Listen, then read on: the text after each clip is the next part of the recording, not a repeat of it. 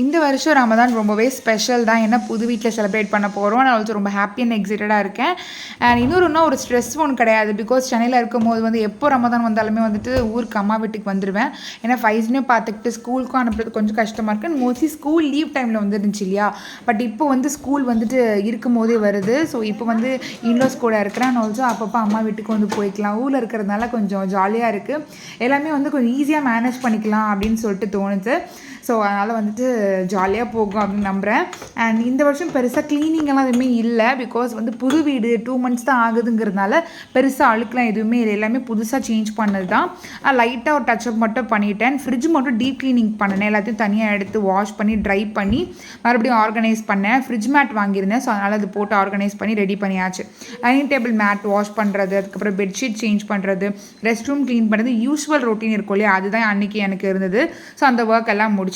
And இன்னொரு நாள் வந்துட்டு பார்த்தீங்கன்னா க்ராசரி ஷாப்பிங்காக போயிருந்தேன். ஃபைசன் ஸ்கூலில் ட்ராப் பண்ணிவிட்டு காலையிலேயே போயிட்டேன். ஷாப்பில் நான் தான் ஃபஸ்ட்டு ஆள். கூட்டமே இல்லை. அவ்வளோ ரிலாக்ஸ்டாக ஃப்ரீயாக வந்து ஷாப்பிங் முடித்தேன். க்ராசரி ஷாப்பிங்கெல்லாம் முடிச்சுட்டு வீட்டுக்கு வந்தாச்சு. அது கூட கொஞ்சம் எக்ஸ்ட்ரா திங்ஸ் எனக்கு பிடிச்ச மாதிரி 1-2 திங்ஸ் அப்பப்போ வீட்டுக்கு பிடிச்ச மாதிரி வாங்குவோம் இல்லையா. சரி, வீட்டுக்கு தேவைப்படுற திங்ஸ் வாங்குவோம் இல்லையா, அந்த மாதிரி கொஞ்சம் வாங்கிக்கிட்டேன். அண்ட் இதெல்லாம் அரேஞ்ச் பண்ணி வைக்கிறதுக்கே ஒரு 1 hour கிட்டத்தட்ட ஆகிடும். ஸோ அது கொஞ்சம் கொஞ்சமாக பண்ணிகிட்டு இருந்தேன். மீன்வேல் குக்கிங்கும் பண்ணணும். ஹஸ்பண்ட் இன்றைக்கி வந்துடுவாங்க. ஸோ லன்ச் வந்து ரெடி பண்ணணும். அண்ட் ஆல்சோ வந்துட்டு வீட்டில் கொஞ்சம் ஒர்க்கும் போயிட்டுருக்கு.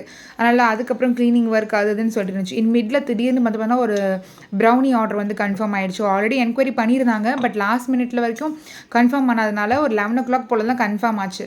அதுவும் வந்து பார்த்தோன்னா ஆஃப்டர்நூன் 2:30க்கு டெலிவரி அப்படின்னு சொல்லிட்டு. ஸோ இது மிடில் வந்து அதையும் வந்து ரெடி பண்ணணும். அது ஏன்னா கூல் டவுன் ஆக டைம் ஆகும் அது பேக் பண்ணுறதுக்கு. அதனாலே வந்துட்டு இப்போ நேர்லேயே வந்து மயிலாடுதுறையில் வாங்கிக்கிறேன்னு சொன்னாங்க. அதனாலே வந்துட்டு அதை சீக்கிரமாக பண்ணி அதை ஆற வச்சுட்டேன். அதுக்கப்புறம் தான் குக்கிங்கே ஸ்டார்ட் பண்ணேன்.